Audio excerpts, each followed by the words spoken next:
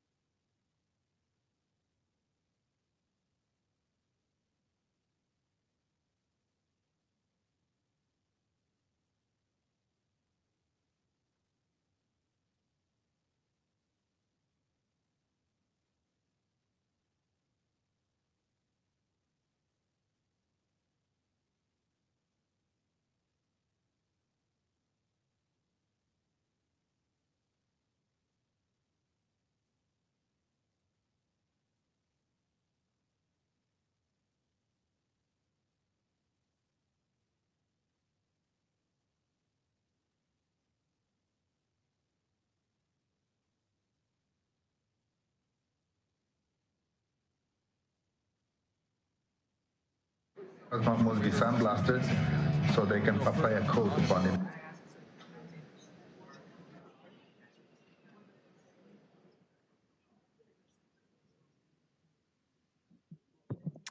All right, we are back from closed session. Mr. City Attorney, if you can report out. Yes, thank you very much, Madam Mayor, members of the City Council. The record should reflect that the City Council, with all 5 members being present in closed session, were present in closed session, and prior to recessing into closed session, items 1 and 2 were announced publicly before discussing those matters. My report on both items: conference with legal counsel, existing litigation, the Chavez versus City of Montebello, and the conference with legal counsel, anticipated litigation matter.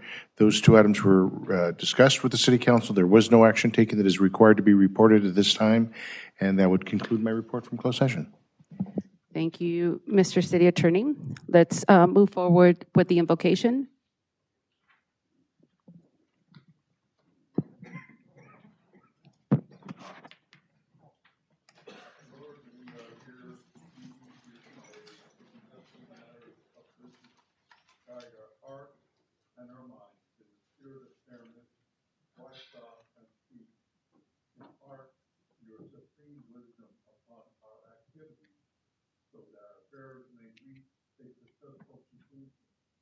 Thank you for being our source of guidance today. Amen.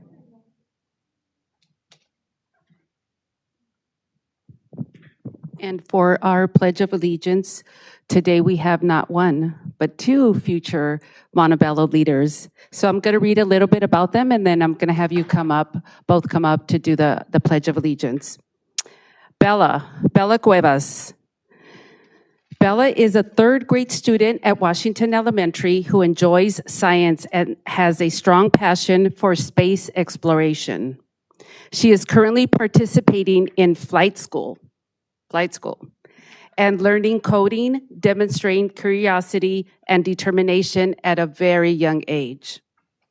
Bella aspires to become a mechanical engineer so she can help and send astronauts into space. Bella. And when she was asked to participate today, she asked if she could bring her bestie. So her best friend, Zoe. Zoe is also a 3rd grader at Washington Elementary who excels in her studies with math as her favorite subject. She's an active member of the Girl Scouts and is known for her outgoing, joyful spirit and her willingness to help others. Zoe enjoys dancing and aspires to become a cheerleader. She also dreams of becoming a YouTuber in the future. So come on up, Zoe and Bella, please.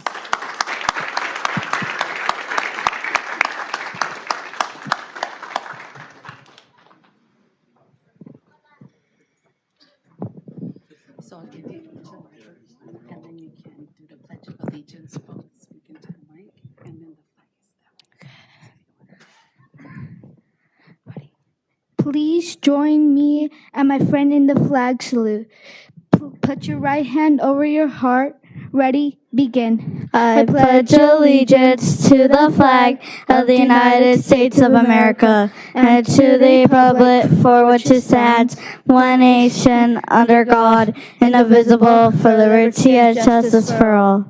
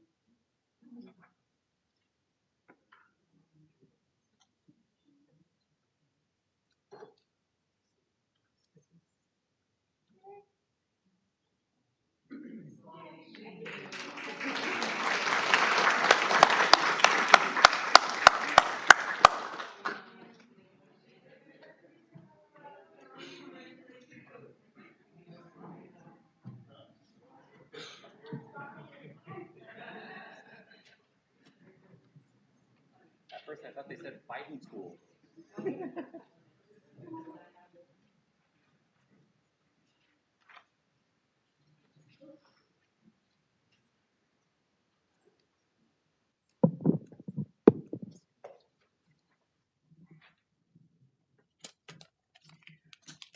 Sure. Our next item of business is corrections to the agenda, Mr. City Manager. Good evening, Mayor, council members. There aren't any corrections to the agenda today. Thank you. Okay, great.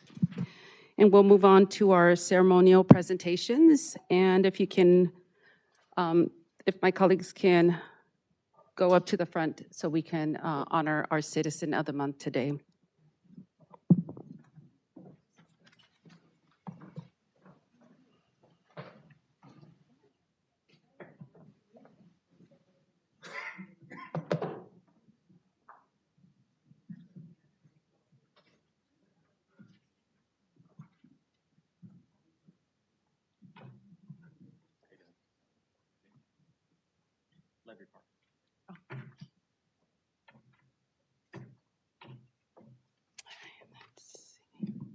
It's easier to take it out.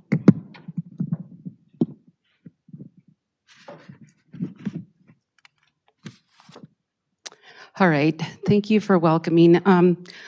Our Citizen of the Month today is Lorena Bisaña. Lorena. Yeah, come on up.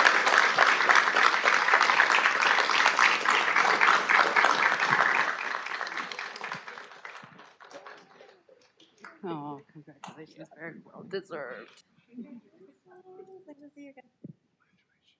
Yeah, we can. So tonight we are proud to recognize a leader whose dedication to youth development and community services has made a lasting impact here in our city. Lorena Bisaña. Lorena has been a committed and active presence in Montebello for over 2 decades. Her connection to Montebello began in 2006 with her involvement with the local scouting programs, and that commitment has only grown stronger with time. Lorena has served as a leader of the Cub Scouts, the Boy Scouts, and the Girl Scouts across Montebello units, dedicating countless hours to mentoring and guiding young people. She also serves as a venturing crew committee chair in nearby Whittier, continuing her impact across the region. As a parent, Lorena has led by example. Her son achieved the rank of Eagle Scout, and both of her daughters earned the prestigious Girl Scout Gold Award, an accomplishment that reflects not only their hard work, but also the guidance and encouragement they received along the way. Since 2008, Lorena has been a leader with Cub Scout Pack 45 in Montebello, where she continues to inspire young minds through hands-on learning and service. Currently, Pack 45 is building a take a book, leave a book mini library near Montebello Intermediate, creating opportunities for literacy, sharing, and neighborhood connections. In September of 2025, Lorena expanded her impact even further by founding a new Girl Scout troop, now serving 15 young girls. Together, they are already planning meaningful service projects, including creating blankets and cat toys for the local animal shelter. Beyond scouting, Lorena gives her time to support seniors and young adults with special needs. She is also a proud community partner working alongside BCA Troop 33 Montebello, the Montebello Lions, and Venture Crew 461, and regularly participating in cleanup events here at the city. For Lorena, service is more than volunteering. It's about shaping the next generation. She is driven by passion to help young people become confident leaders while encouraging them to explore and enjoy the outdoors. Her greatest reward is seeing the youth she mentors grow, thrive, and discover the world around them. It's with great pride that we recognize Lorena Villanza as the Montebello's April 2026 Citizen of the Month. Please.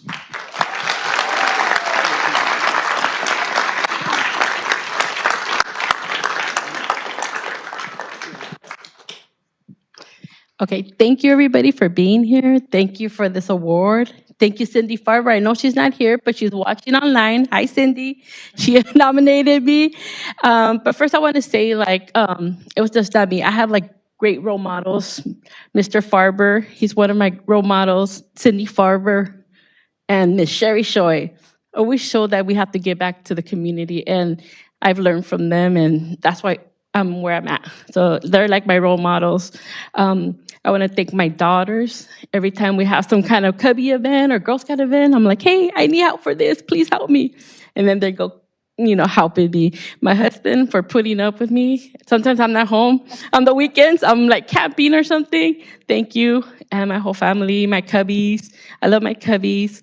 Mr. Wayne. Actually, the only reason I was able to kind of start my new Girl Scout troop, because Mr. Wayne kind of stepped up and helped out so much. So thank you, or else I wouldn't have been able to do it. But other than that, thank you, everybody that's here. I appreciate it, every single one of you. Thank you.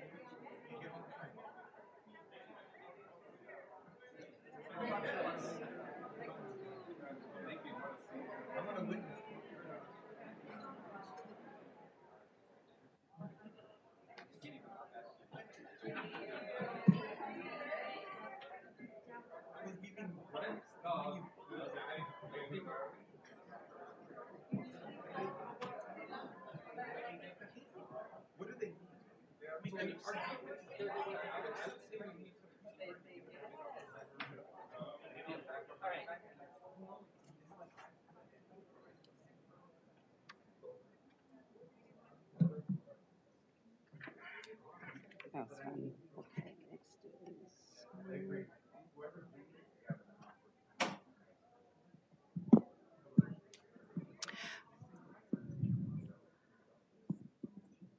Our next agenda item is the Clean Task Force presentation.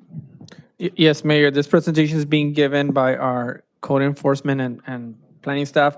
The presentation is being given by Code Enforcement Manager Joseph Cota, Senior Management Analyst Celeste Alcantar, and Management Analyst Lenaya Ortega.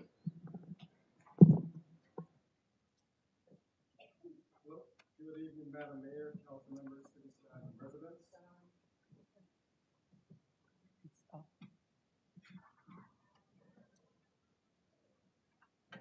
Thank you.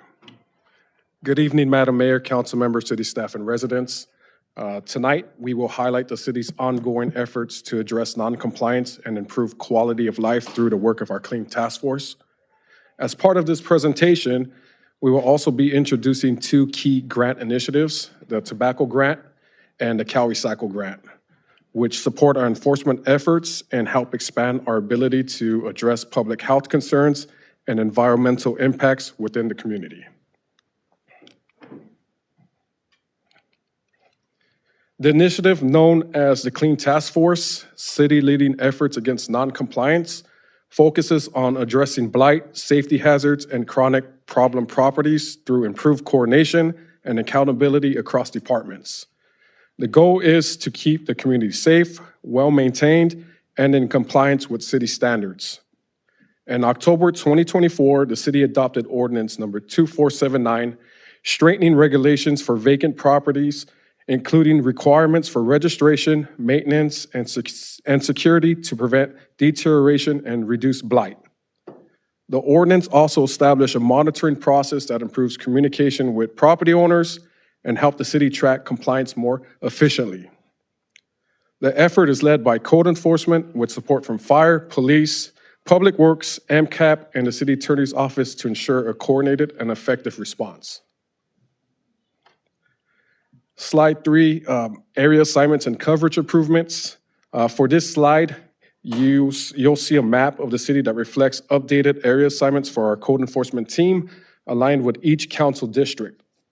We recently readjusted these boundaries to better coordinate enforcement efforts within each district. The approach allows officers to become more familiar with their assigned areas, including reoccurring issues, property owners, and community concerns. As a result, we're seeing improved consistency, faster response times, and stronger accountability. In addition, we have adjusted our start and end times to better match peak activity periods in the community. This change enhances our team's visibility and responsiveness during peak times, thereby improving overall effectiveness. Major abatement progress. This project involved the former car wash site located at 2302 West Whittier Boulevard, which had been a long-standing nuisance in the community.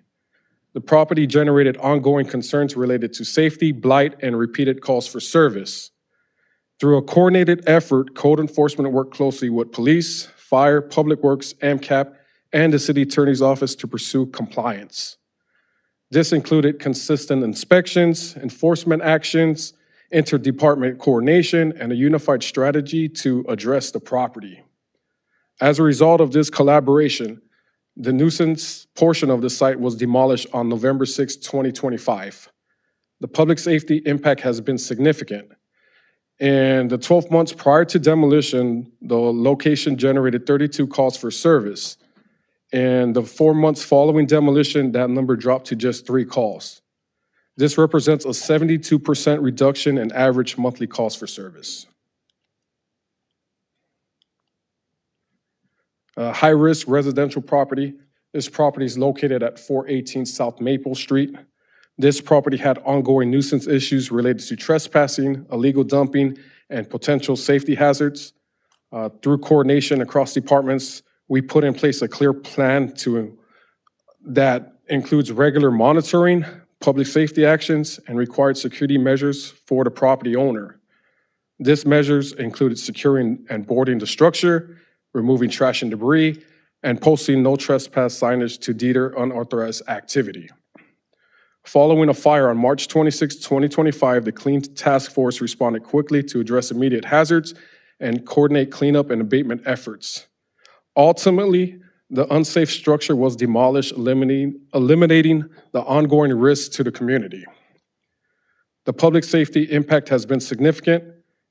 In the 12 months prior to demolition, the property generated 30 calls for service. In the 8 months following demolition, there have been 0 calls for service.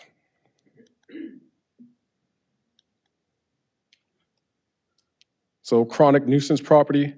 This property at 2100 and 2108 Whittier Boulevard has been identified as a chronic nuisance due to long-term vacancy and repeated impacts, including trespassing, graffiti, fire-related hazards, and trash accumulation. We provided opportunities for voluntary compliance and issued clear corrective directions to the property owner. However, the issue persisted over time. As a result, enforcement escalated through notices and citations, along with city attorney involvement and progression towards legal action. The property owner installed a mobile security camera trailer to help deter activity and support monitoring, but the underlying conditions continued. The city is moving forward with abatement measures and pursuing receivership to secure a long-term solution and eliminate ongoing public safety concerns. Post-fire stabilization. Following August 30th, 2025, fire at 2000 West Whittier Boulevard, the city initiated and coordinated multi-department response to address immediate hazards and restore safe site conditions. The fire department's community risk reduction division helped by reviewing the site and providing safety guidance while hazards were being addressed. The code enforcement division maintained ongoing oversight through follow-up inspections, coordination with the property owner and contractors, and progressive enforcement actions, including security and fencing requirements, graffiti removal, and compliance related to unauthorized activity. These efforts continued until fire debris and related nuisance conditions were fully addressed. As a result, the site was stabilized and secured with 0 calls for service in the 7 months following the site. And for this portion, I'm gonna bring up Linnea Lair. She's our management analyst.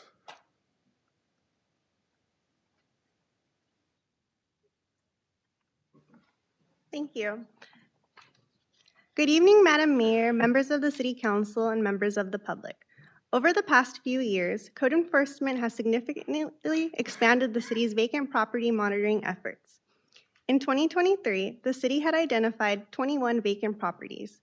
By 2025, that number increased to 67, reflecting a more proactive effort to identify and track vacant properties throughout the community. At the same time, as shown in the chart, the program is also helping move properties toward compliance and productive use. The number of properties brought back into use increased from 2 in 2023 to 18 in 2025, and the reoccupancy rate increased from 9.5% to 26.9%. There has also been measurable progress with vacant property registration.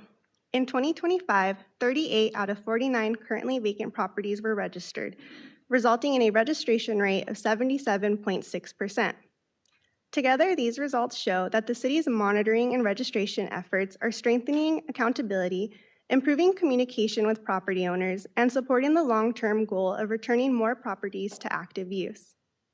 Maria Alcantara, the Senior Management Analyst for the Planning and Community Development Department, will now continue the presentation. Thank you.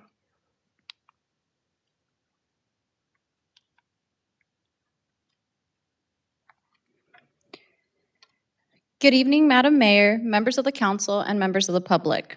To conclude city staff presentation, the city has secured external funding to support the Clean Task Force and strengthen both our code enforcement and neighborhood improvement efforts. Most notably, the city was awarded $317,181 through the Department of Justice Tobacco Grant Program, which supports enforcement of state tobacco laws, including illegal sales to minors and the flavored tobacco ban under Senate Bill 793. This grant runs through June 30th, 2028. Earlier this year, the state released the unflavored tobacco list, which can be found on the Department of Justice website. This list identifies products permitted for sale and provides clear guidance to support local enforcement of the flavored tobacco ban. This program is carried out in coordination with the Montebello Police Department and Code Enforcement Division and includes retailer inspections, undercover operations, and retailer education to ensure compliance.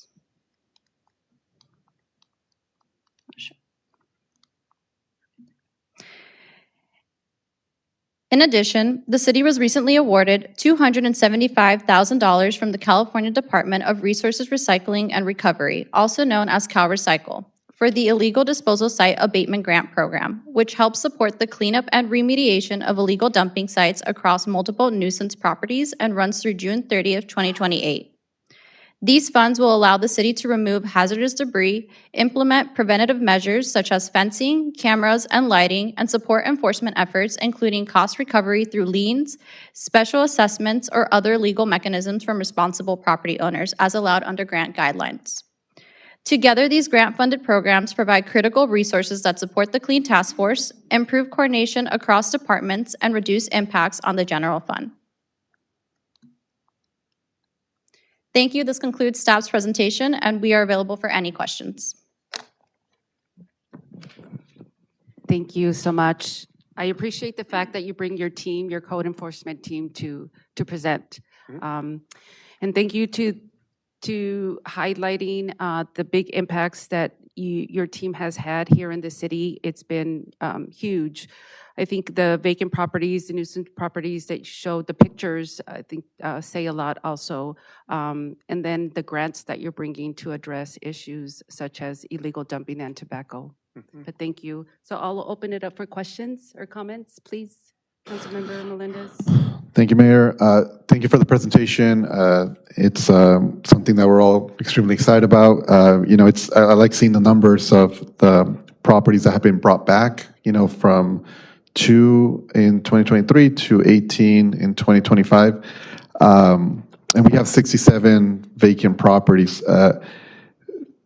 With these properties, are we, just to understand maybe what's going on with some of these locations and why they're not being utilized or why they're being abandoned, what's the, just overall, like what's kind of some of the feedback that we're getting on some of these properties of why they're, why they're the way that they are, right? Like what's going on? Like, is there, what kind of issues are they facing? Why are they leaving these properties, in those conditions? So just curious to see some of the feedback that that you all have gotten?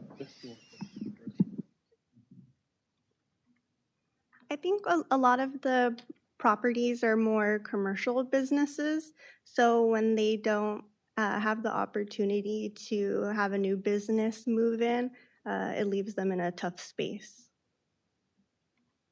And for that, what we're trying to do is just trying to see, like, get them to be compliant. And can you walk us just a little bit? And I know you kind of went over it on the presentation, but just walk us through what the process is and when we identify that vacant lot and they're not being compliant, there's graffiti. Like, what's a route that we're taking? Yeah, so typically once a property is identified as vacant, the code enforcement officer who's assigned to that area will reach out to them first to verify that the property is vacant.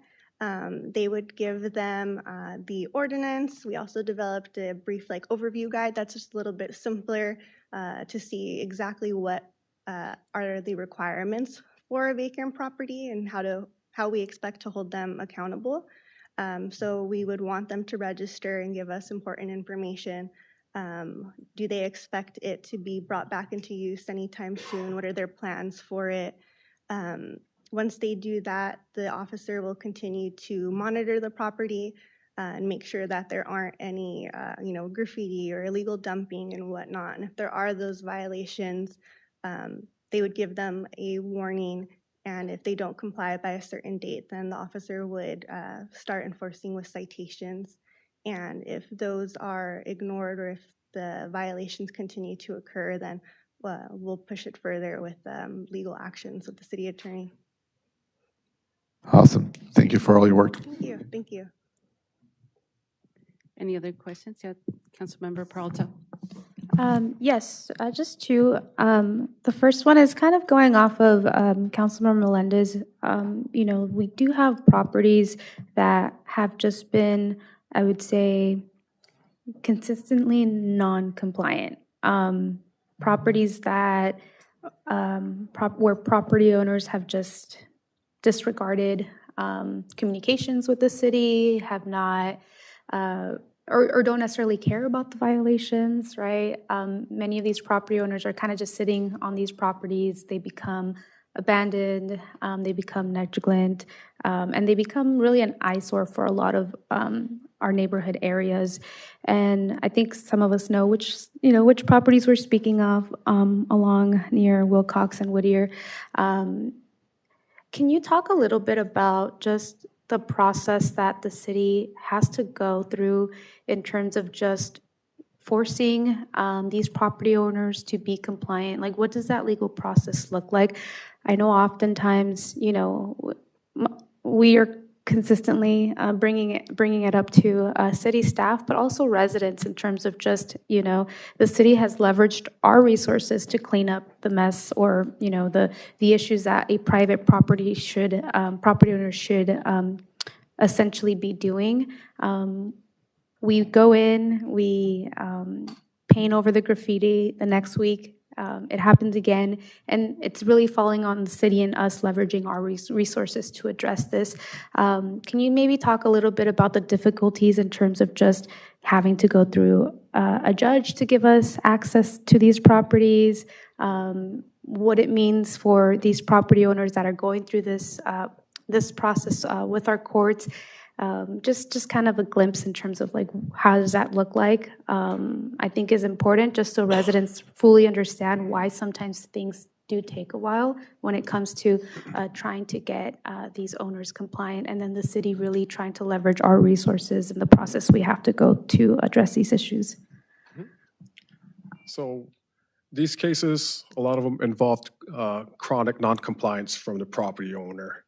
From the code enforcement side, we have an escalation process where we issue notice of violations, administer citations, and then for the 2100 property, we got abatement warrants through the court and we executed them. Unfortunately, violations reoccurred on the property, and then the continued lack of owner maintenance, and then the inconsistency of owner communication, where at times I had to get the city attorney involved to initiate communication. Those three things alone just contributed to the prolonging of this, of these properties. On our end, the abatement alone, it's not a long-term solution. We need to work with the owners and have the owners compliant. We still have a lot of work to do, I understand that. We're still out there and we're addressing these issues. It's just our main goal right now is to get full compliance, whether that's through the administrative side on our end or through the legal factors through the city attorney's office. Thank you for walking us through the challenges that you guys are facing in terms of the work of really getting these property owners to comply and to really take hold and importance of maintaining their property.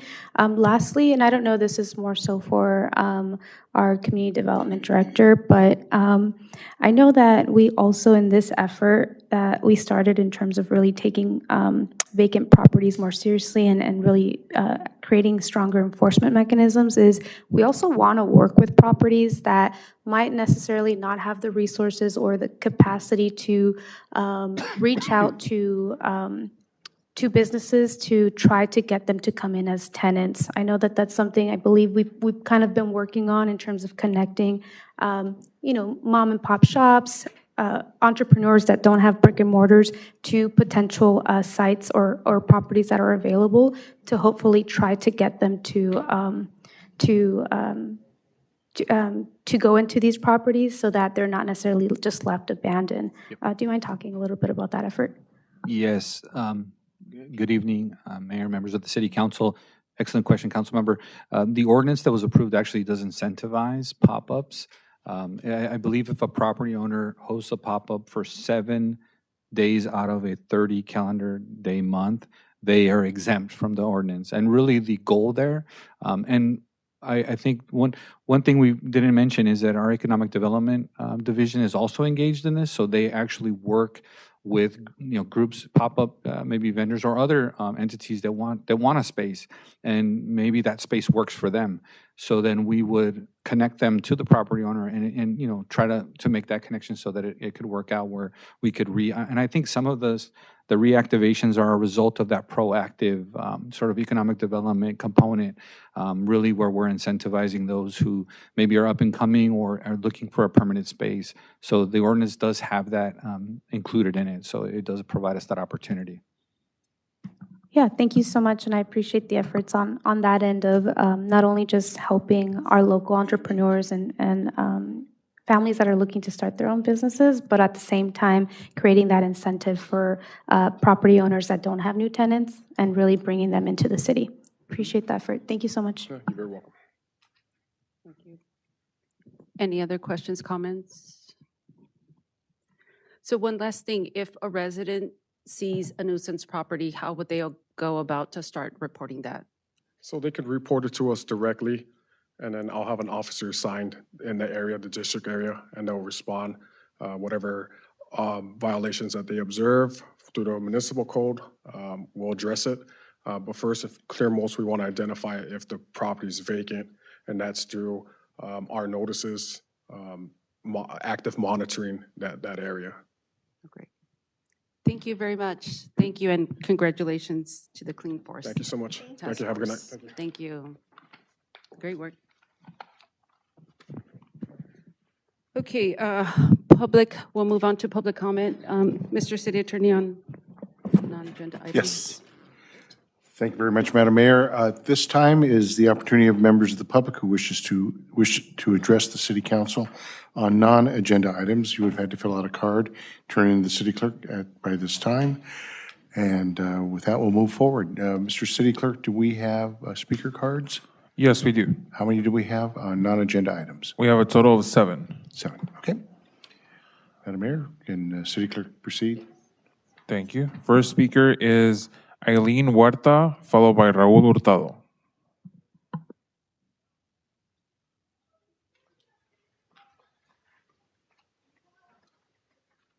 It's kind of big noise. Is this okay? Too far? Okay. Okay, well, for starters, good evening to all of you guys. My name is Eileen Huerta, and I'm a current graduate student at USC and a longtime resident at Montebello, born and raised in Beverly Hospital. I'm not coming in this way to oppose any ideas or any development that the city has done, but kind of just want to throw some ideas, recommendations, essentially. So over the years, I've noticed that like a lot of us have seen Montebello develop into a business friendly. We got awarded that in 2025, which I'm very proud of. But at the same time, as I'm hearing talking about vacant buildings and such, I do see areas around the city that are seen either empty, they look basically, as I worded it, empty, underutilized, or even disconnected from the community. To me, and a resident just driving by in a sense, I look at those and I wonder if there's any life that could essentially be put into those, like businesses, again, like what we've been growing recently. And of course, as a current social work student, I feel like community is something that we really highlight and understand, as it strengthens us, those around us, and essentially the city that we call home. So I just kind of have recommendations for those empty lots, essentially, or even just expanding businesses, because in doing so, I also believe in employment and maybe those that want to serve their community, work for the community, that opens that opportunity up as well. In terms of initiatives, that can either be partnerships, specialized programs, however that may look like, but essentially initiatives to make that happen. So yeah, that's kind of like how I want to summarize it. And I guess the way I want to end this is we don't lack anything. If anything, we have so much already, and we're getting so much more as I'm sitting back and listening. I just think it's all intent and action to make things happen. But yeah, that's all. Thank you for your time. Thank you for your comment. Next speaker is Raul Hurtado, followed by Denise Segopian. Good evening. I just want to talk about three observations that I've noted in the past year that I've noticed, and I'd like to talk about it. We had the coffee with a cop or something like that at the dealer up on Montebello Boulevard, Tesla dealer, and I noticed that I like to go up there and talk to them because I'm a strong supporter of the police department. Well, almost all. But I noticed that there was not very many officers up there and not too many people attended. And okay, I like to go up there and talk to them, shake their hand, thank them for the service they do. I don't think it's easy being a police officer. So I like to let them know that I acknowledge them. Well, then they had the one that on Whittier Boulevard. There was less officers there, didn't get to talk to any of them, and there was less people there. What's happening? Something's going down? What is happening? Don't they care anymore? That's my second observation. My third observation was at the last meeting, I presented a question to you and you wouldn't answer. You just stared at me like a deer in my headlights until my time ran out. That's fine. That's the game you want to play. I'm a big boy, I can handle it. But when that American Legions came down here to do whatever they did for Romero because she belongs to the American Legion, I'll admit that the man that was presenting, talking about her, on the 3 minutes, he stopped. But you allowed them to come down here and take pictures. That is proceeding with the same old thing. You should have told them, get out in the lobby and take pictures. Mr. Glassman always says, this is a business meeting. She came up here, you treated her like the Academy Awards. You need to watch what you're doing as the mayor because you fall down an awful lot. You got to be fair with everybody. Thank you. Thank you for your comment. Next speaker is Denise Segopian, followed by Rosa Tamayo.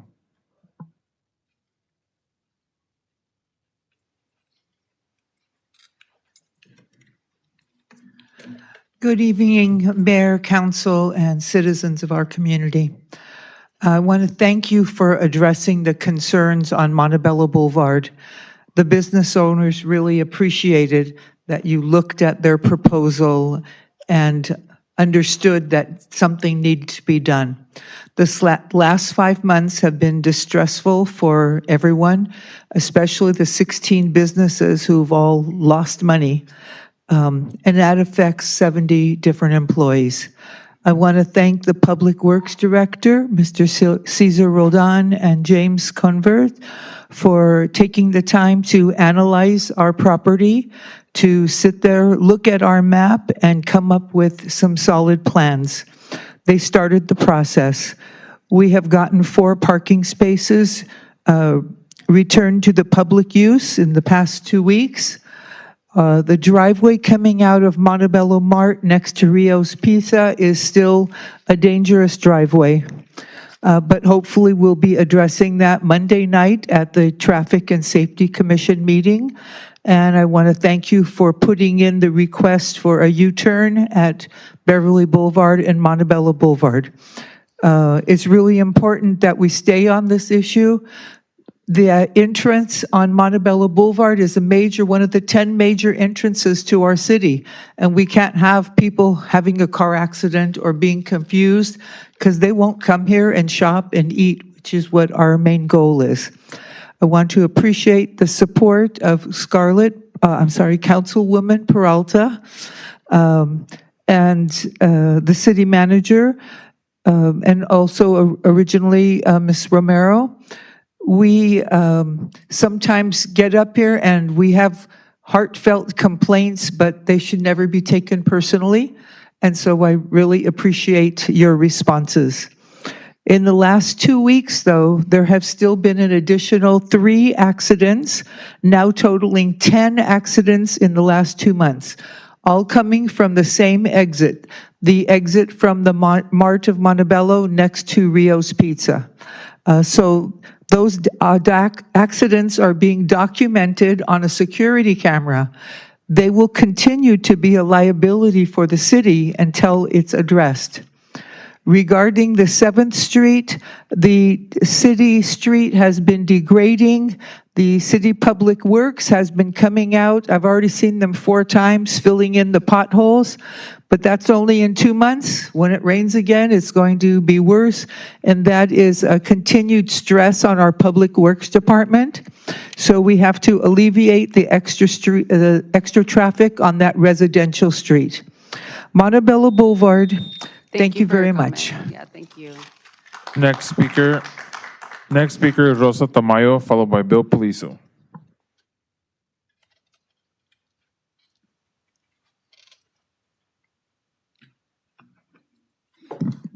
Buenas noches, Mayor Georgina Tamayo, en miembros del concilio. Yo soy Rosa Tamayo y me da mucho gusto mirar a tantos niños que van a ser unos ciudadanos de bien, yo sé, pero del otro modo, y los miro muy felices y contentos, pero veo muy triste la situación donde en el campo de concentración que tienen a nuestros niños inmigrantes y pues no tienen la misma felicidad y que están en las cárceles ahora mismo y sin sus padres y abandonados ahí. Pero así es la supremacía y así lo ordena la supremacía, pero nosotros tenemos que hacer todo lo contrario. Y ni modo, yo soy una india yaqui que mis antepasados también sufrieron atrocidades por la supremacía y mi tribu sufrió mucho. Bueno, pero también quiero decirles que yo miro un poco no un poco, muy inestable la ciudad, inestables a ustedes también, porque hace tiempo cuando fue el recall de Angie Jiménez, se pagó, se saqueó la ciudad primero con 20 millones y después con 5 millones para así pagar $110,000 por el recall. Y pues mira cómo están, muy inestables. ¿Quién creen que van a venir a hacer negocios? porque las personas que quieren hacer negocios miran el liderazgo, la veracidad que cada uno de ustedes tienen. Así que, por favor, analicen bien sus contratos y cómo lo hacen. Y si necesitan dinero, porque ya están en campaña y parece ser que necesitan otros más de millones y pues no se sabe quién se va a quedar. Así que están en una arena movediza.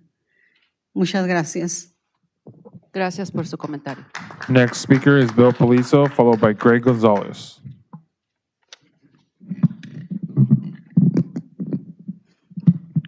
Good evening. At the last council meeting, I was a little confused about the rules and regulations that we all must follow. During public comment, Ms. Ramiro was honored by the American Legion. Now, I'm not questioning your service, and thank you very much for your service. But I need clarification on why a group can come up, give an award, she comes down, receives it. We citizens are always reminded that this is a business meeting by the city attorney. Many times we are told if we don't follow the rules, we will be removed from the meeting. So my question is, why do the citizens have certain rules and regulations to follow? And basically, council people can do whatever they want, receive awards during public speaking time.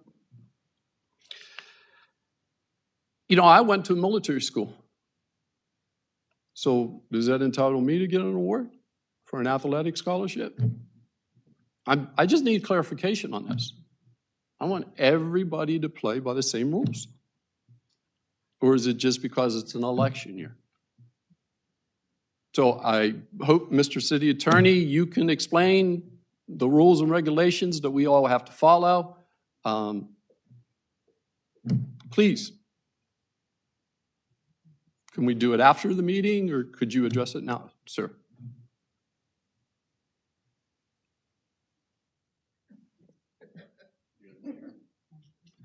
You know, Mr. Palazzo, I appreciate your questions. I follow the instructions and directions of the City Council. I appreciate your comments, and let me try to address it briefly, if I may. Sure. Okay. Yeah, it is a business meeting. It is a business meeting. There are certain ceremonial portions of that meeting that are part of the business of the city. When a group or organization comes up to say thank you to any council member, not just Mayor Pro Tem Romero, you know, it would be rude, I think, if that group or organization was to be sent off. And, you know, that was a positive thing. And I would hope that not only you, but other members of the public would understand that when, you know, when those kinds of things happen, you know, I know everybody wants to make everything a big issue, but there are big issues and little issues. And with all due respect, I view that if an organization, whether it be the American Legion or I see a representative from Senator Archuleta's office, if they came up and wanted to present somebody something, even a member of the audience, you know, that would be respect. Okay, so a member of the audience I could present Mr. Zavera with an award then. Well, but you are not I would say no, with all due respect. Okay, I thank you for clarification. Thank you for your comment. Next speaker is Greg Gonzalez, followed by Jose Ramirez. Happy Earth Day. It's fantastic to see so many involved in civic engagement. Y gracias a Rosa Tamayo por su determinación. Mantenga la guerra. Gracias, Rosa.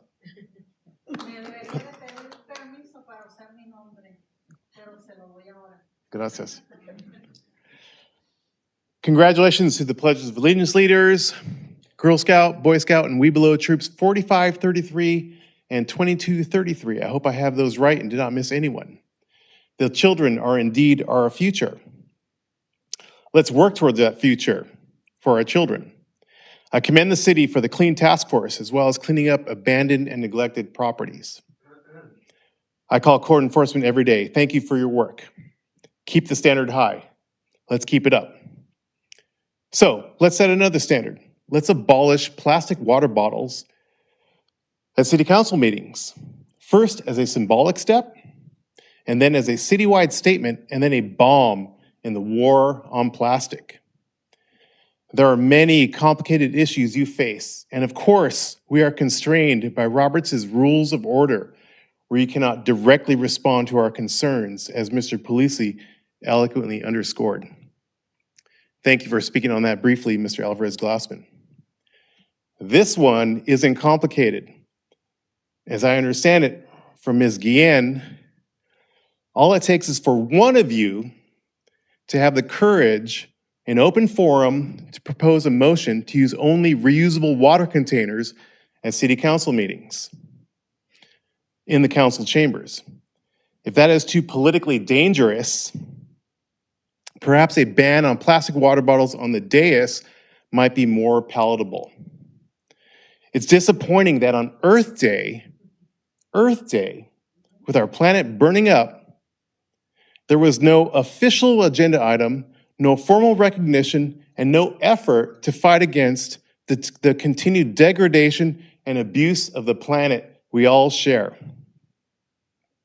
We're looking for courage and leadership.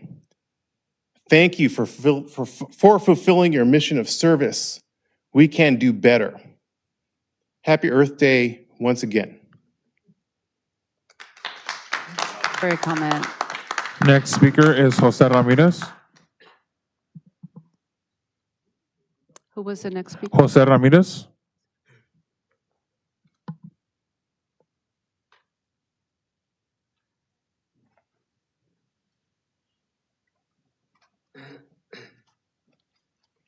Good evening, everybody. Three things. My sewer was plugged. And it was plugged every time I called I live in 6th Street. Every time I call a plumber to come, it will be a bunch of roots. He will come and clean it and boom. And I got tired of it. And I called different guys, Roto-Rooter, and this one, the last one,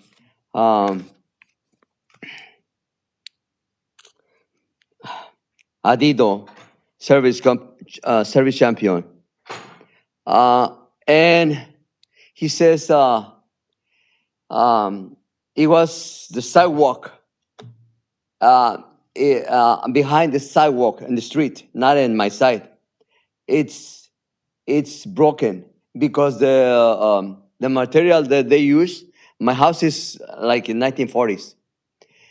By the way, I've been living like 30 years in Montebello. And, I bought a house. So I come, and this gentleman helped me to fill up. And he said, you came in time. So 1 year passed by, and nobody noticed, give me a notice.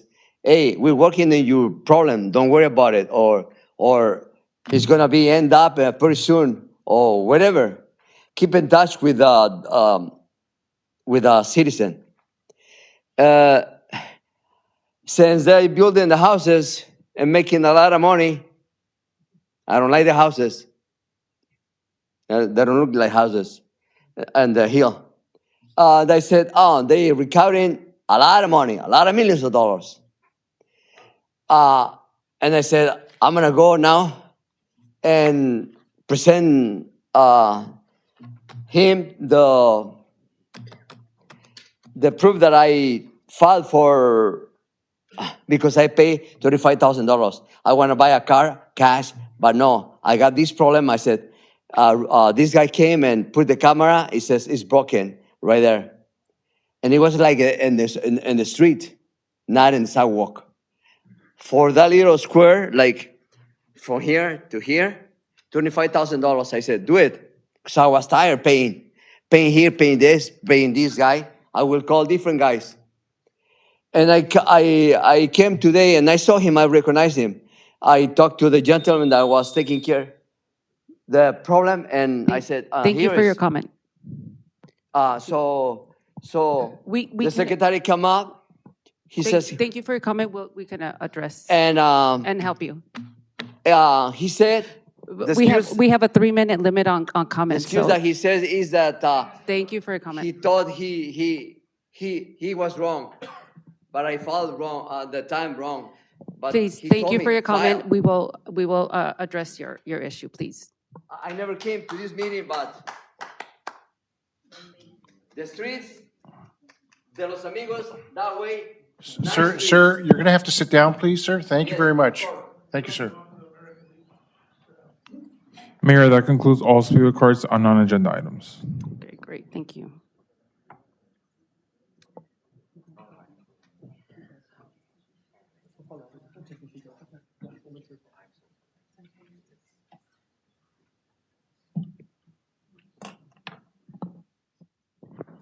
Our next item is the public hearing, item number 5.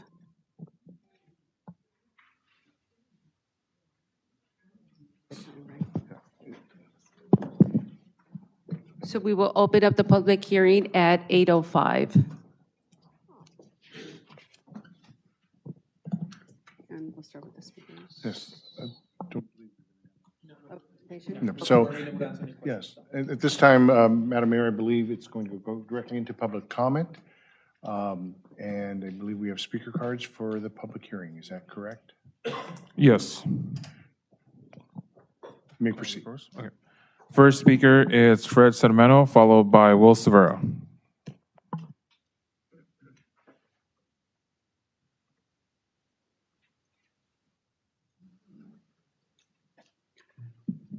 Mayor, City Council members, staff, City Attorney. I'm here to express support for the City of Montebello as it advances its rezoning efforts to meet state housing requirements. The Regional Housing Needs Assessment is a state mandate, and jurisdictions across California are required to plan for their fair share of housing. Montebello's efforts reflect a proactive and responsible approach to meeting these obligations while positioning the community for long-term stability. The city's work is being implemented in a manner that is consistent with the vision, policies established through the 2040 General Plan, which was shaped by a comprehensive community engagement process. That foundation is critical as it ensures that current actions are rooted in prior public input and a broader community-informed framework for growth. It is also understood that change can raise concerns, particularly when it involves familiar and long-standing areas of the community. That perspective is valid and important. At the same time, there is a clear and ongoing need to address housing availability for residents, workers, and of course, our future generations. By focusing growth along commercial corridors and incorporating mixed-use development, the city is advancing strategies that support economic vitality, expand housing opportunities, and promote more walkable, sustainable neighborhoods. The focus moving forward on thoughtful implementation, continuing to engage the community, respond to feedback, and refine plans while maintaining progress towards meeting state requirements and local goals. I thank you for your time, and let's move forward. Appreciate it. Thank you for your comment. Next speaker is Will Severo, followed by Linda Nicholas. Hey, Council, thank you for allowing me to speak. Thank you, Joe Palumbi, for having the meeting with us the other day. I believe everybody here has received a letter from Maria Ledesma that had attachments for 3 PDFs, so you guys can follow along with what I'm saying. Raul Alvarez, Arnold Glassman, and Salvador Melendez, I was able to hand you a copy. Now, according to this copy from July 15, 2021, thanks to the from HCD to the city of Montebello. If you have documents showing the grantors imposed legal restriction against non-golf course uses, we can explore using exemption. Otherwise, we are only seeing factual descriptions of the property as a golf course and language suggesting that we will remain under the same use. I bring that up because we've been messaging back and forth HCD as well as Palumbi and stuff like that, but he also admits he's not an attorney. So here we go. Maybe everybody in the audience, maybe they agree with me. This covenant is made subject to the following covenants and conditions, which shall run with the land and apply for the binding upon the guarantee its successor and assigns to wit. Said premises shall be used for a park recreational purposes only for the purposes of incidental to stop and shall be known as Bicknell Park, you know, where you guys want to put the homes. In the event said premises or any part thereof shall be ceased to be used, shall be put to their successors or assigned in accordance with the representative interest of the property, each of whom representatively shall thereupon have the right to immediately re-enter said promises. With that being said, please pass it tonight. Please put some more restrictions on it to not wait just for the 7th cycle. Tomorrow, because Raul and Joe were refusing to work with us, we're saying tomorrow, have them start looking for additional lines. Arnold is a magician when it comes to when we're in trouble. He saved us $20 million in like 2016 when the redevelopment was having an issue. He can work this. It should be Arnold working this. It should be with the mayor. And because of the fact that we're asking for additional documents, because an alleged rumor is Mr. Alvarez might have called HCD and said, teach him a lesson and bring down HCD into builder's rights. If that's true, then that should be a reason for termination. Also, this is from 2021. We gave him an option. We had a meeting a month ago. Raul, you refused to do anything. Joe, you refused to do anything additional when we're asking you. The council gave you guys direction and you guys threw a fit. I'm sorry, but that's bullshit. You arguing with him up there is also wrong. You all work for them. They work for us. We're in an election year. Learn how our history goes. Once they change, they change. Thank you for your comment. Next speaker is Linda Nicholas, followed by Alexandra Briseño.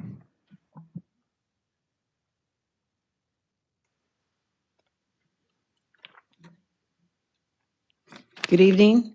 You're going to pass this, we all know that, the rezoning. I would ask you to put a covenant to have a development moratorium, notwithstanding any other provisions of this agreement, so that no construction, development, grading, or site alterations of any kind shall be permitted on the subject property during the term of the moratorium. During the effective period of the moratorium, the subject property shall remain in the current condition. No persons or entities shall initiate, approve, or undertake any development activity, prohibit any activity including, not limited to, construction, grading, excavation, land clearing, infrastructure installation, or any action intended to prepare the property for development. No permits, no license, no variance, no approvals related to such activity shall be issued during the moratorium. We need you to give the city that protection. You're going to have to do the zoning, and it's at the last minute like always, and make sure that there's an enforcement, so any attempt to oversee this can't be done. We need to have protection. We need you guys to prove to us that you can do something for what we're asking you. We know you're going to rezone it, last minute, shoved down our throat like everything. Like Mr. Severa said, Arnold, you're a brilliant lawyer. Back in 2016, you saved the city $18 million. None of these youngsters were up here back then. They don't know what you are capable of. But I know you have the capacity to do this. Please implement a development moratorium. Put a stand on this, pass the zone, but also put this in there. You're protecting the clubhouse, which is great, the monument. Add this in. You can do this. Have a moratorium so they can't build on this property. Because I'm going to tell you right now, there's our powers that be that if they want to use their deep pockets, they'll investigate and find a big no error. And guess what? You guys allow them to do anything to try to build on there. You're going to hand that over to the Big No family because it's very clear right there. You're not allowed to build on that. And if you do, that Big No family is going to own Home 2 Suites. Everything on that side will be back with them, and it'll be your fault.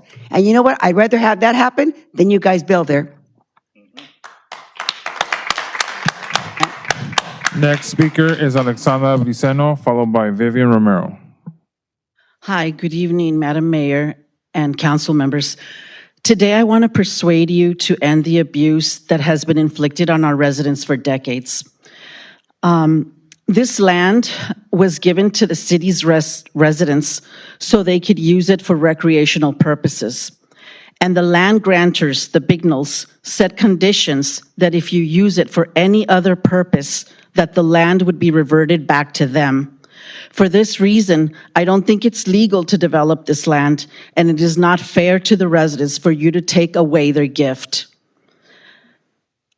Secondly, the city has a proven financial track record that is not good. The city has repeatedly subjected the residents to take on debt to build businesses on the golf course. Multiple millions of dollars in bond debt to develop hotels, banquet halls, event centers, restaurants, and golf courses. The city has used a couple of contractors to operate these businesses, and the contractors don't generate profits for us. Repeatedly, they've never generated a profit, okay?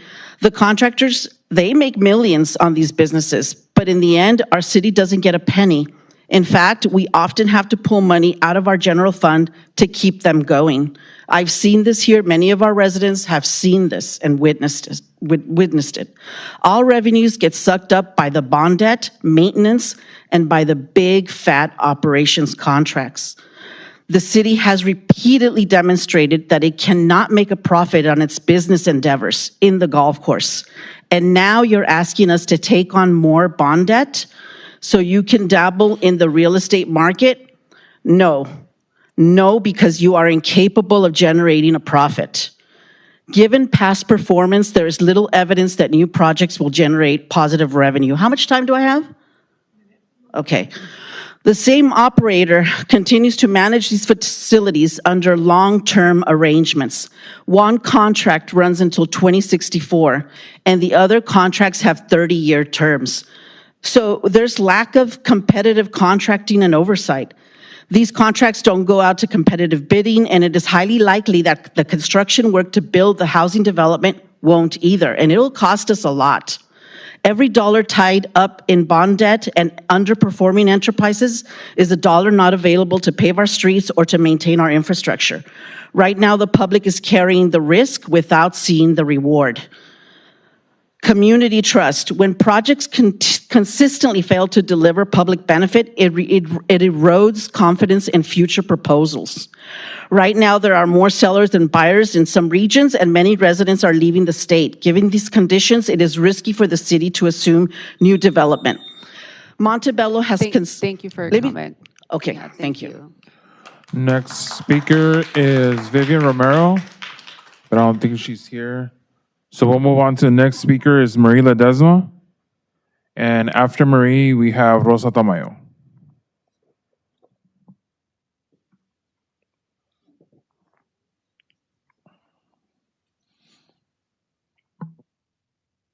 Good evening, council, mayor, staff. First of all, I want to thank the council members and Mr. Palumbi for taking the time to give us a platform so we can ask more questions and receive more clarity. I'm disappointed, though, that this came to council to the vote in such a last minute. It was the HCD approved it in 2021, and it took 4 years for essentially bringing it to council for a vote. To me, somebody dropped the ball. Something this urgent, something this important shouldn't have to take that long. So council, please put pressure on city manager, on city staff, that issues of this magnitude do not come to you at the last minute, especially when three of you are brand new and don't even really understand what you're voting on. So that, in my opinion, that was good that you guys tabled that to get more clarity, and I thank you for that. So my other point is, Mr. Palumbi, I did send you an email. I wanted clarity on what exactly, where is Bicknell Park? Because the email that you provided to HCD, that you provided to the people that were there, it was misleading, it was incomplete, and your response was not up to par. You were not clear, you didn't answer my questions. In fact, you gave me more questions now because you're making me feel that there's no such thing no more as Bicknell Park. It doesn't exist. And I don't believe that to be the case. I will continue to do my due diligence. I'm in communication with HCD, as you also suggested. I will be getting all the possible information to share with you all, council, so you can be those councils that fight for us, because we strongly believe that Bicknell Park is for the residents, and we should respect it, honor it, and not lose it in the mix like you were making me feel that you said that it was purchased. No, it wasn't. The golf course was purchased. Bicknell Park should stay intact. And nobody better than Mr. Glassman should know that. He's been here for over 40 years.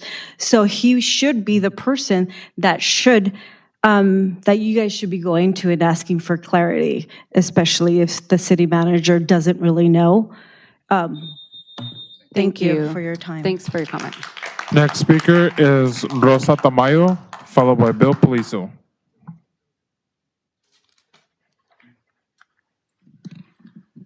Mayor Georgina Tamayo en miembros del concilio. Yo soy Rosa Tamayo y nomás quiero decirles que yo tampoco no estoy de acuerdo con esta facilidad de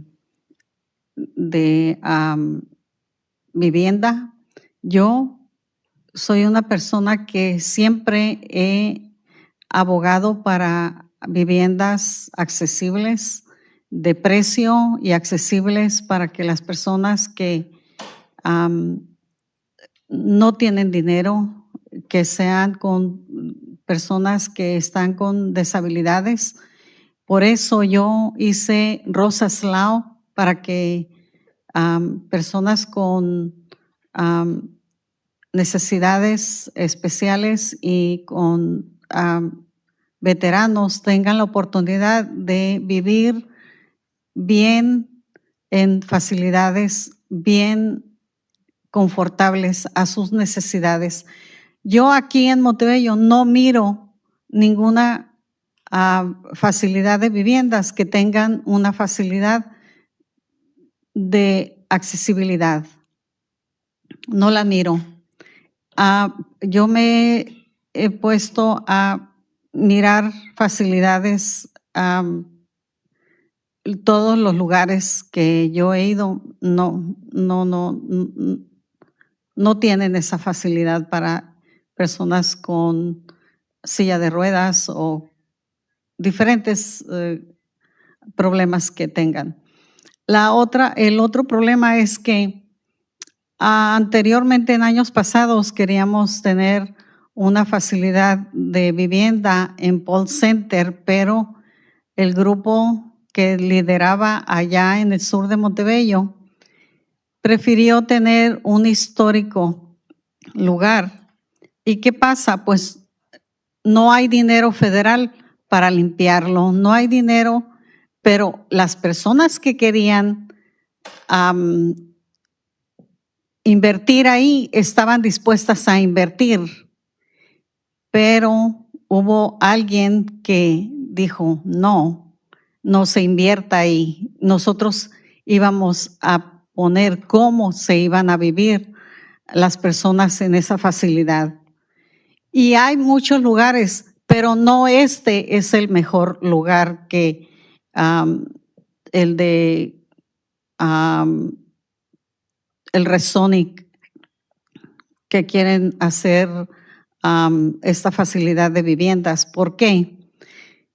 Porque tienen mucha historia y pues muchas gracias. Sí, gracias por su comentario. Next speaker is Bill Polizo, followed by Corey Chappell. Good evening. Tonight we have a very big decision here with item 5, and over the last few weeks I've done my own research along with attending a few meetings put together by residents and city staff, and thank you very much for city staff for all the information. In my opinion, the city of Montebello will lose either way the council votes.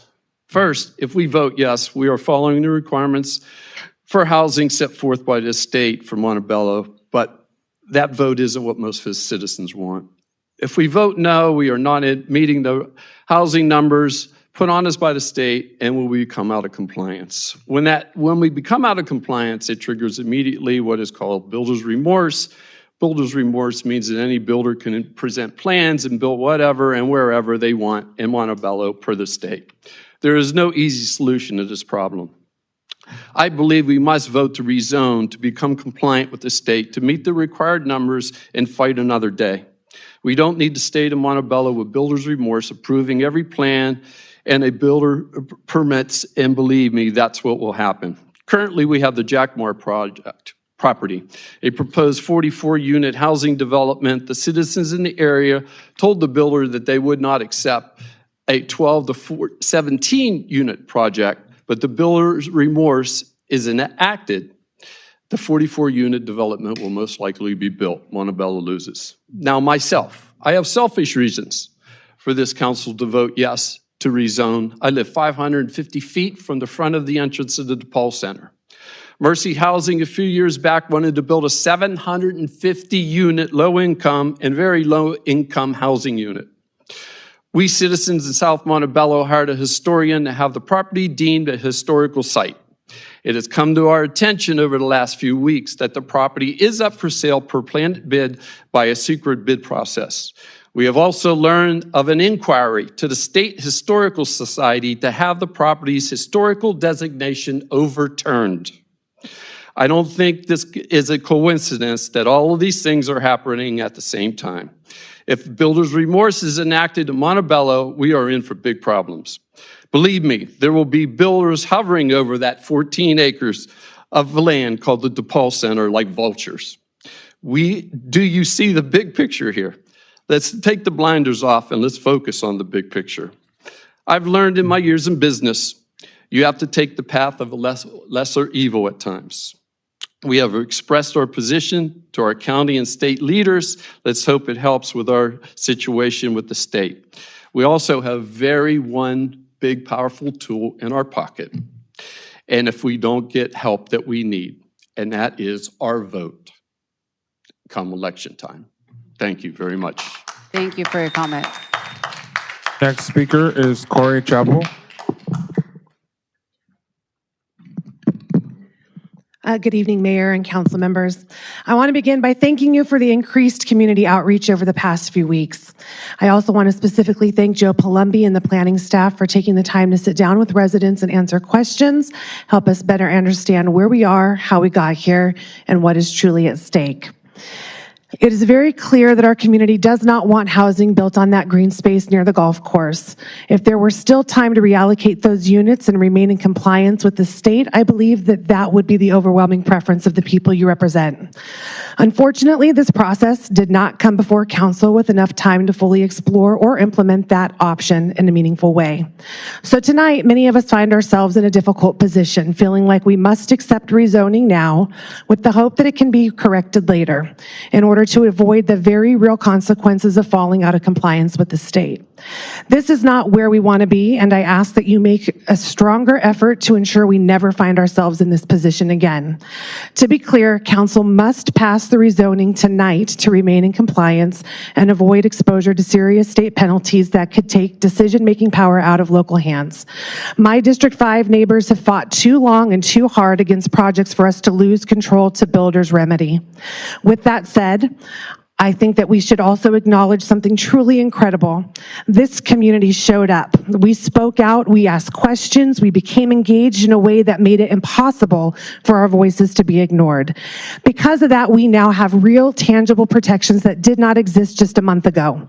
Covenants and agreements for preservation and protection of the Armenian Genocide Martyrs Monument and our beloved Scout House.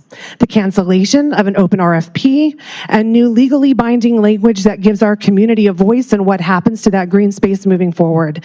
These are not small things. They are proof of the power we have when a community stands together.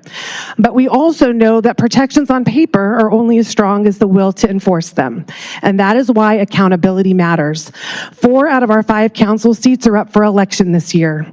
So it will be up to all of us, residents, future councils, and city staff to ensure that these covenants are upheld, that these protections remain in place, and that future decisions do not quietly undo what is being promised to us tonight.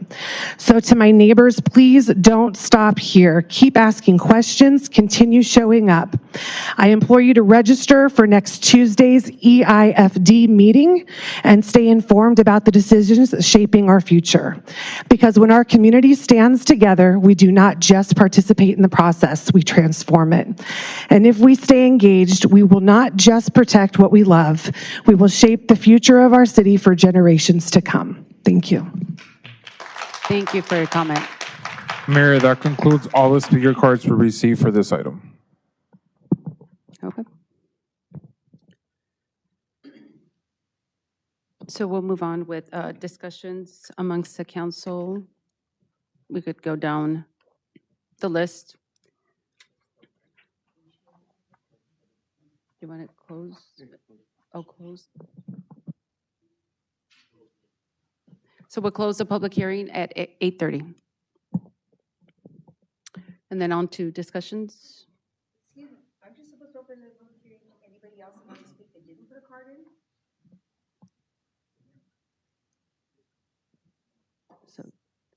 So are there additional speakers in the public hearing for this item, item number 5? Okay.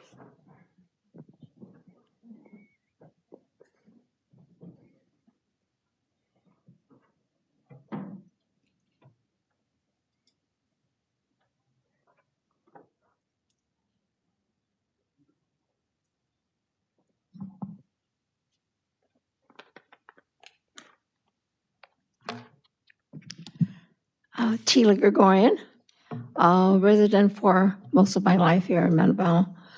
I just can't even understand why this is even a discussion as to building homes in the country club. That property was given to the residents of Montebello for recreation purposes, not for housing development. Whatever greedy developer wants to build houses there, you just need to put a stop to it real quick. That property will go back to the family that gave the property to the city. It was not for development. It was for recreation purposes. And I don't even know why this is even being discussed on discussion for the city. You cannot put homes in the country club. And whatever greedy development is talking to whomever of the city, your name will come up eventually. Don't think you're going to be a stranger or an unknown person continuously. All the information will eventually come up. And we need to, I cannot even comprehend that this is even being discussed to build homes in our one jewel of our city, the Montebello Country Club.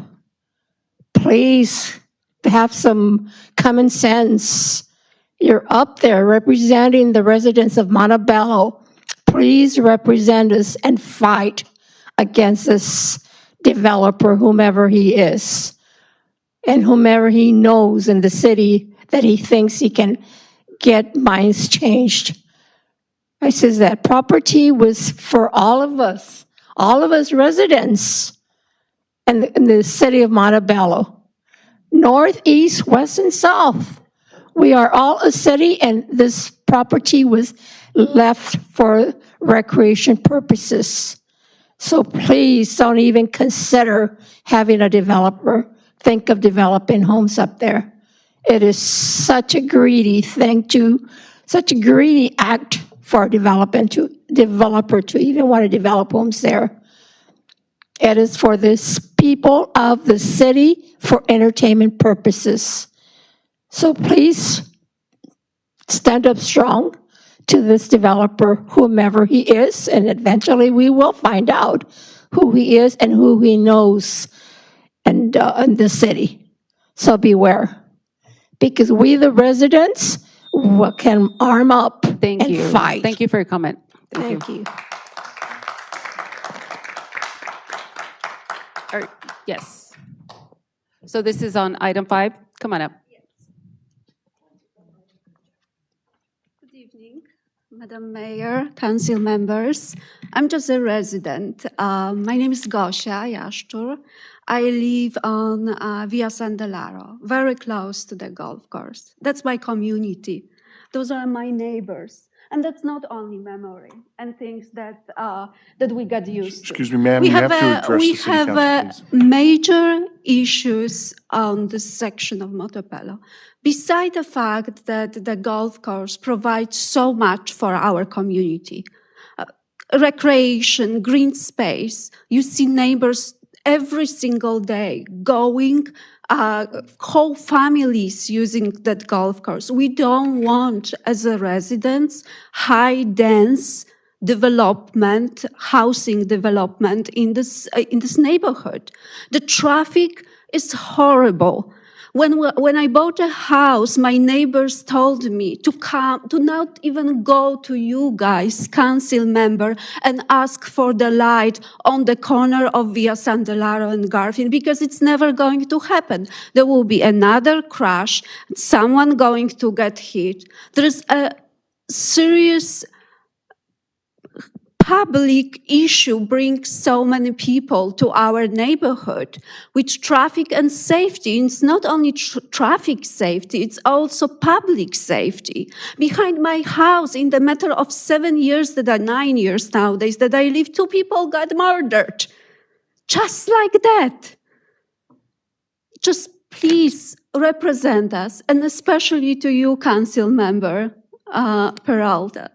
You are our representative. I remember your campaign. I do. Please think very wisely about development of this area. Maybe, like my neighbors think that should be green space because it's been given to the citizens of this town. Why not to be bold and think about that? And if not, please hear us. We don't want high density housing in this area. It will cause tremendous issues for our community, for this stretch community. And to prove that, I invite you, every single one of you, to come tomorrow and try to cross the street, Garfield, from my street, via Sandelaro, and just cross to other side and see how safe is that. And how many cars are going to stop on these flashing lights. Thank you very much. Thank you for your comment. Yes. The gentleman, please. This is the first time I come to this meeting after 25 years. I suffered a stroke and I went to school and I graduated. It took me 10 years. And I've been working 37 years with MTA. I have a son in drugs. It's difficult to raise kids. So he took the bad path, the wrong crowd. And he's been in drugs since he's 17. He goes in and out, in and out. And now he's losing it. He's hallucinating everywhere, right here. I ask myself, what Montebello can do so my son is either qualified, has mental state illness, and put it where the hospital is, or put it in the Yale. Because I'm ashamed that he's offending people. He offend me. So can you imagine in the streets? And you have seen a lot of them. I have seen them. I spot him right away. I say, he's like my son. He's like my son. He's like my son. And downtown, I took a video, another one. He's going like this. And pretty soon he has the pants on the floor. So I'm asking you, have you ever thought about, do you think everybody's perfect? All the kids are perfect? No. So they're going to be drug addicts. Why do you think Mr. Trump is enforcing the border? I know they found the way. It's either tunnels or flying or the chips. But they're going to come drugs. But do you ever think about it, putting those guys where they belong to? Because Mif has a father. I cannot argue because he's not there. I call the police and they were afraid. He tell them in front of their faces and they don't do nothing. Why? So I asked myself, my wife works for the police department of Whittier. She looked wherever, but she says, it's not the same like in Mexico. In Mexico, you say, hey, come over here and take this guy. And they take it in force.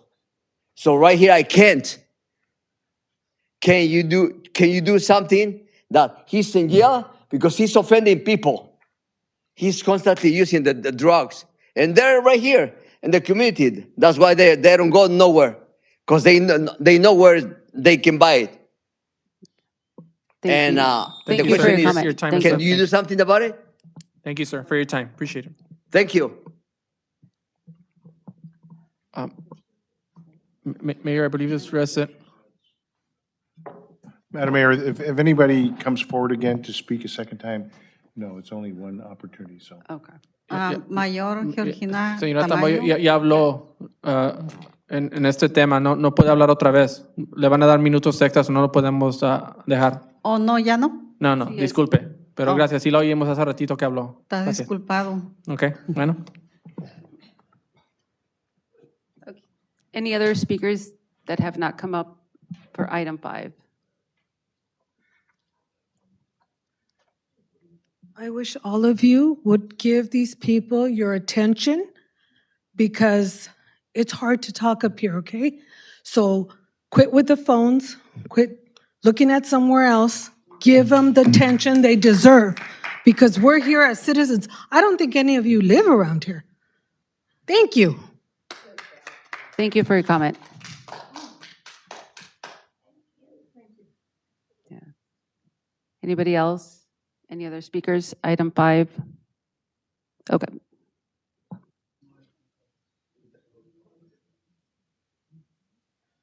So we'll close the public hearing at 8:42.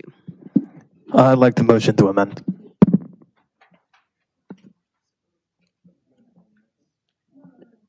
Not yet. So we have discussion amongst the council. Did you want to start, Councilmember Alonso?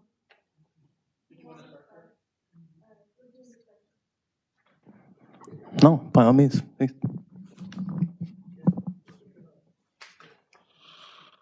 Okay, we'll move on. Mayor Pro Tem Romero? Yes. First, I'd just like to acknowledge all the hard work that went into the city plan, the rezoning, and ensuring that we do stay in compliance with HCD.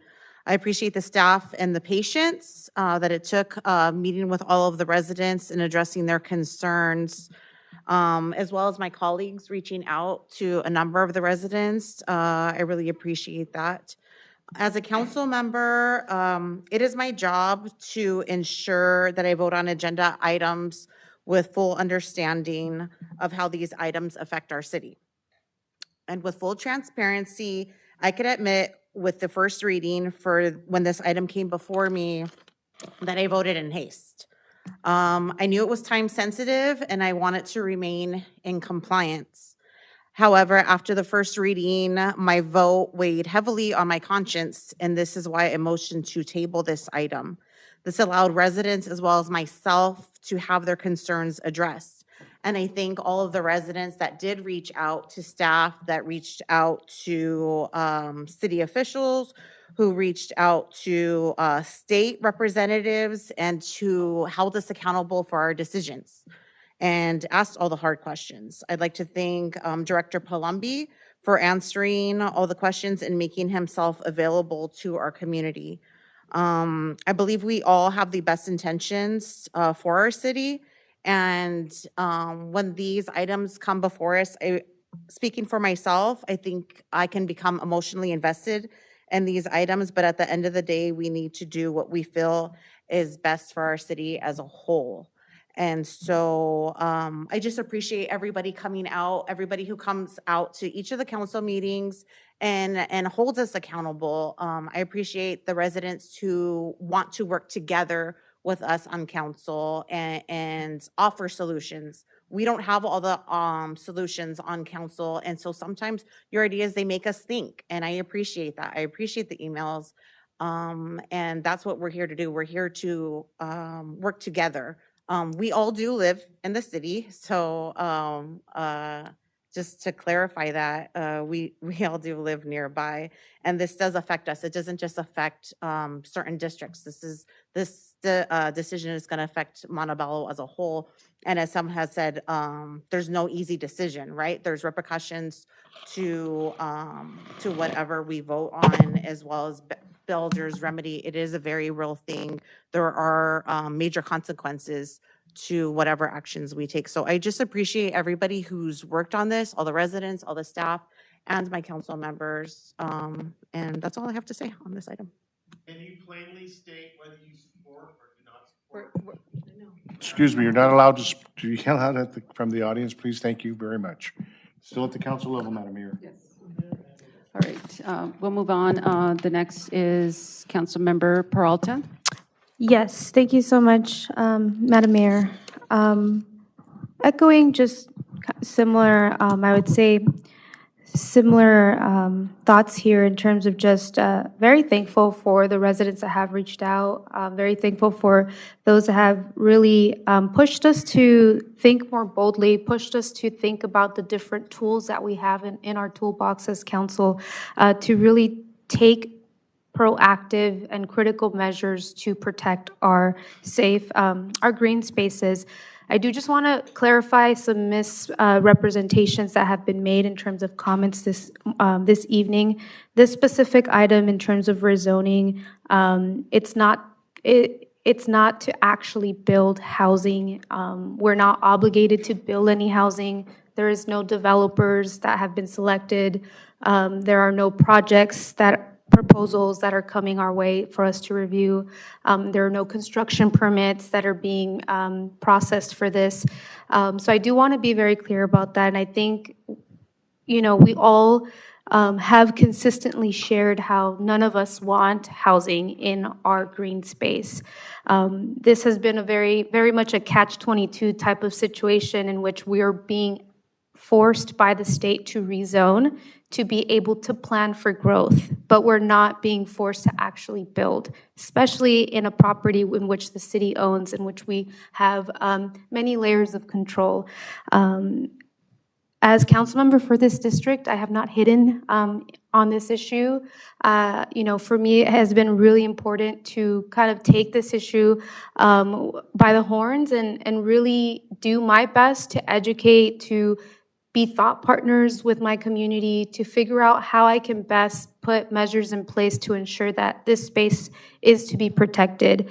These past few weeks have been, I would say, extremely difficult for a lot of us, in that not only is this such a complicated issue, not only is so much is at stake in terms of just the consequences of the city being decertified from the state, but really, putting our best foot forward in terms of being intentional about being accessible, about creating spaces for residents to get involved and to share their concerns and ask questions. Many of us here were in these rooms 3 hours. I had an opportunity to do a meeting with some residents. Director Palumbi, and his staff made himself available. I had another meeting with residents of District 2, another 3 hours of really just putting in, I would say, our effort in trying to create this space to, one, educate, understand the issue, and at the same time figure out what measures we can do in terms of the future for the golf course. And this is where we're at in terms of just what we're bringing forward and really what we're, I would say, I hope, our council's commitment in terms of the resolution that we are introducing tonight would terminate any past RFPs that had come at one point in the city, which were not thoughtfully or intentionally developed in a way where the community was involved.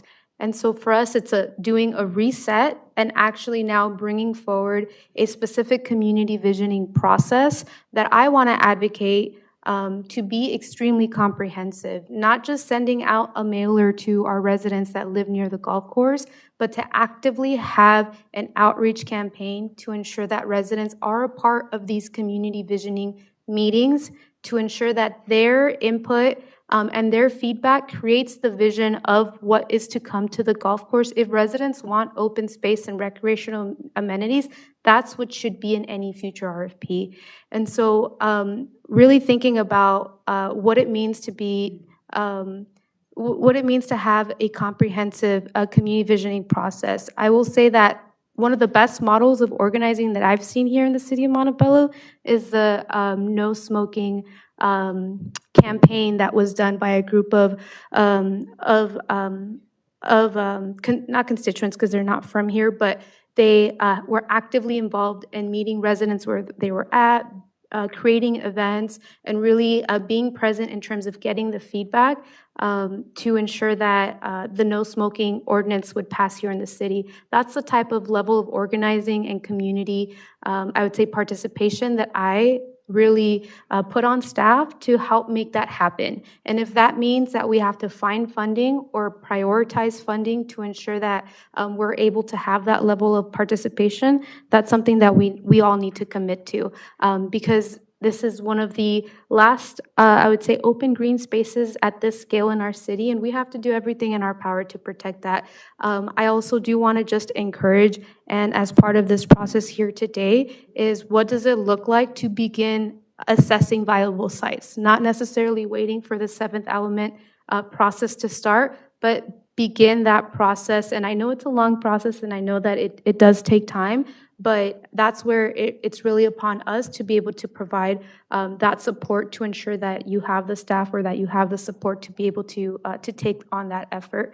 And so I do just want to reiterate that I appreciate all the work that my colleagues have done to educate our community, to be thought partners, to listen, and really bring these items forward. Because we do have a council that is very, I would say, very open to the ideas, whether it was, listening to our businesses in Montebello Boulevard that needed help in terms of the issues of the no U-turns and accessing their businesses, to the bathroom situation across our facilities and being able to approve funding to actually fix all our bathrooms.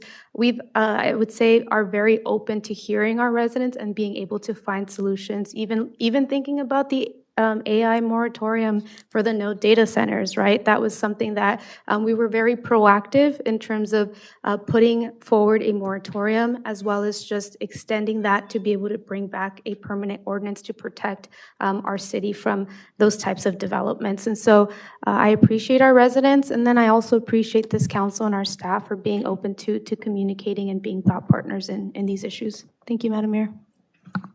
Thank you.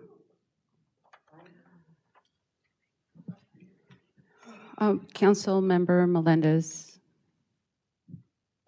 Thank you, Mayor.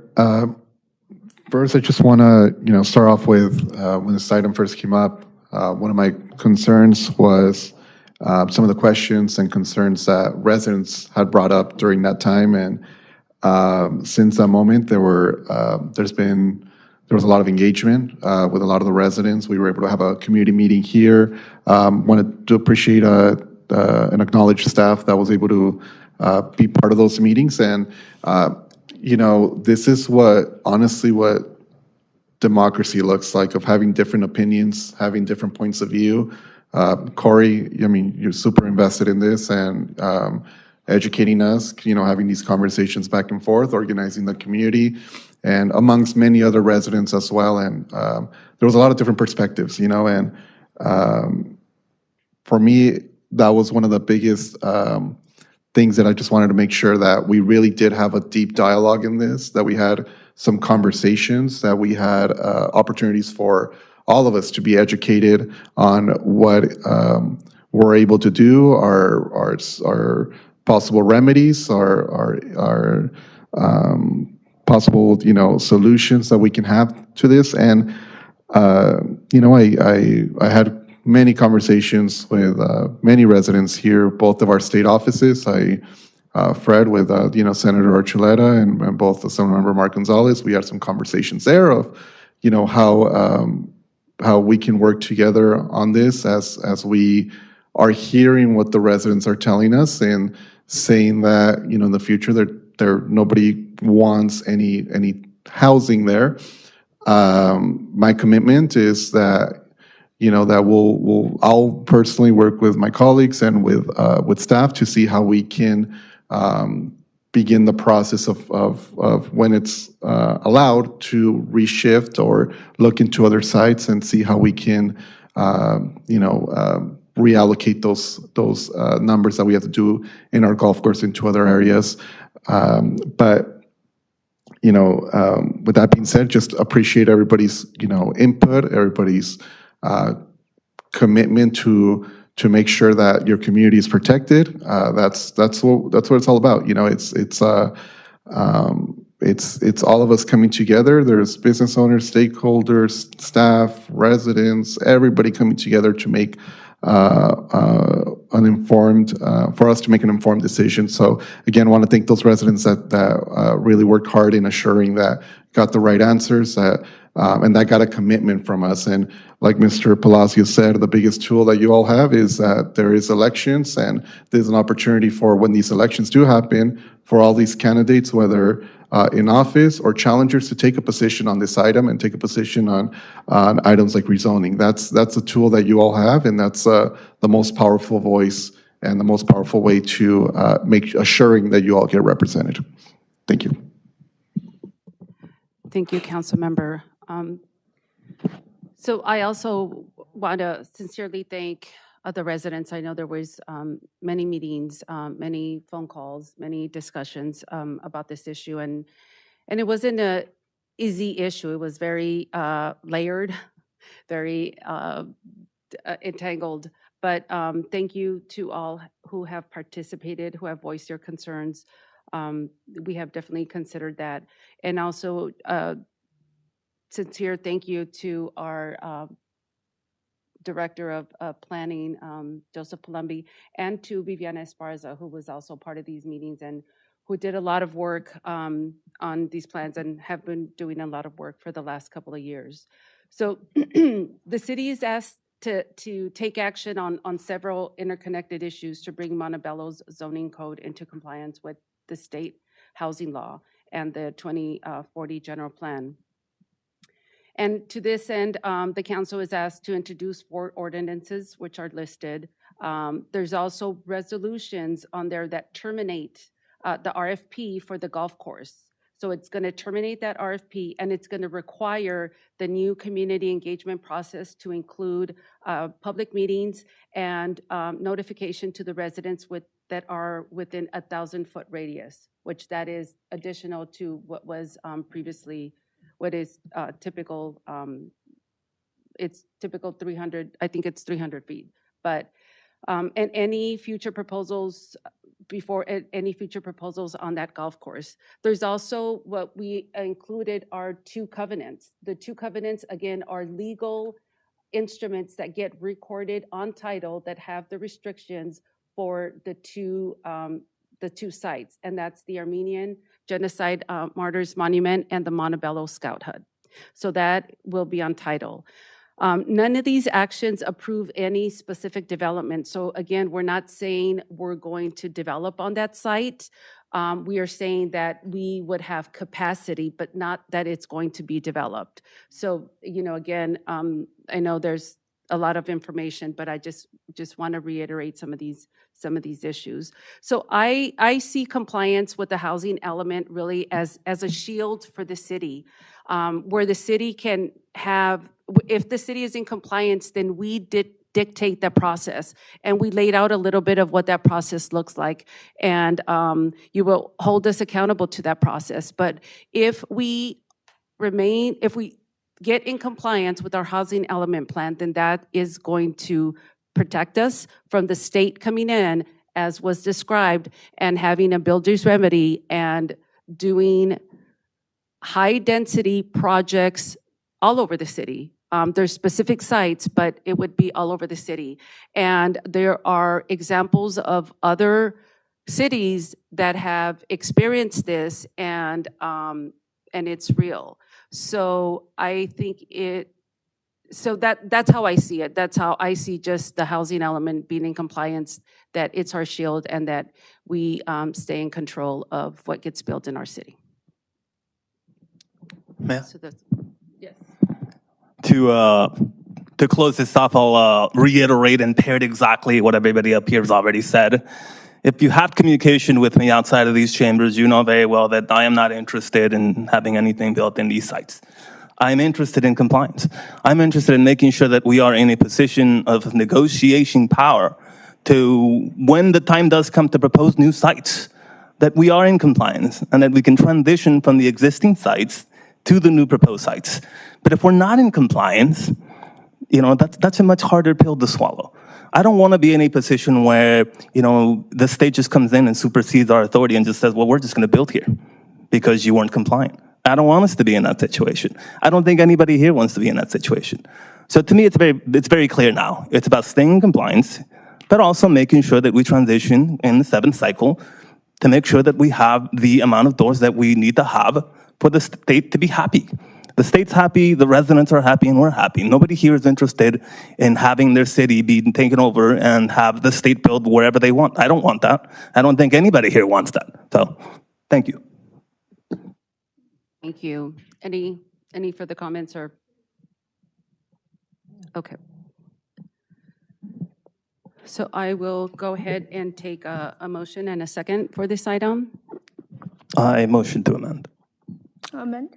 Mm-hmm. Okay. To amend? Yeah. Well, and the amendment? 2 amendments, please. Yes. One of them is to restore the site plan review threshold in Ordinance 2489 from 10 units down to 5 units.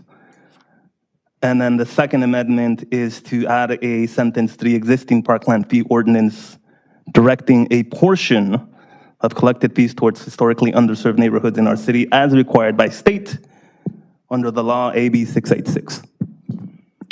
Just for clarity, if I may, Mayor, that's to approve items 1 through 9 with the amendment incorporated into those approvals. So I just want to check in with the Director of Planning regarding those 2 amendments, just to make sure we're good. We don't want to. Before we, Councilmember, you want repeating the site, the thresholds? What's your amendment again? I'm sorry. What are you recommending your amendment again on the thresholds? Like, do you mind? Yeah. Yes. Do you mind restating it again for me? Yes. Yeah. Oh, okay. If staff got it, that's fine. I think, Joe, it might be prudent to maybe talk about, how it worked or why we came at these numbers and recommendations, and then maybe talk about if we can accommodate this change as part of this item. Yes. Thank you, Mayor, Councilmember. So currently in our code, site plan review, which is a discretionary action that goes before the Planning Commission, is required whenever a request comes in for 3 or more residential units. We had increased that to 10. We can definitely make that amendment and take it to 5 if that's the will of the council, and we will revise the ordinance, and it will come back under the second reading with that amendment. With regard to the parkland fee, because that was it's in a separate city ordinance, and I believe it was approved in 2018, and the ordinance is ordinance number 2407, which is not before the council tonight. We will, as staff, look at that ordinance, do an analysis, and then use, I think, the standards that are used by HUD to identify qualified census tracts where we can allocate those funds accordingly based on, income levels, and I think we can propose using an analysis that staff will prepare to kind of put some numbers to it. Thank you. You got it. Thank you. So as I understand it, on the floor, we have the motion with an amendment with the changes to the site plan threshold. And the parkland fees, I believe. right? Well, the Oh, parkland that's fee to be separate? brought back as Oh, a okay. separate item, because that would require a municipal code change, which is a separate process. If the council member's okay with that, we would bring that back, but it's a separate item. Okay, I second. So first and a second, can we take a vote? Councilmember Alonso? The two have the same. Okay, I'm sorry. I have a question. Yes. Just a question. So, but if I had a substitute motion or amendment, can I move that at this time? Or do I have to wait? We have a motion on the floor, so we're gonna vote on this. The question is, if you're going to make a substitute motion, this is your time, but if mayor runs the procedure of the meeting. We have a motion and a second. So we're gonna take a vote on this. So roll call? Yes, roll call. Councilmember Alonso? Aye. Mayor Pro Tem Romero? No. Councilmember Peralta? Aye. Councilmember Melendez? Aye. Mayor Tamayo? Aye. The item passes with the amendments.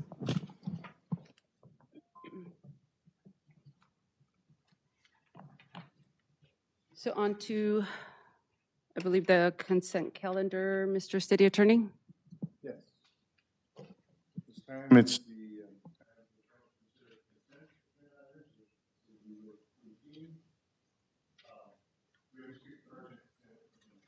We do not. We have consent agenda items under 16 and 19, and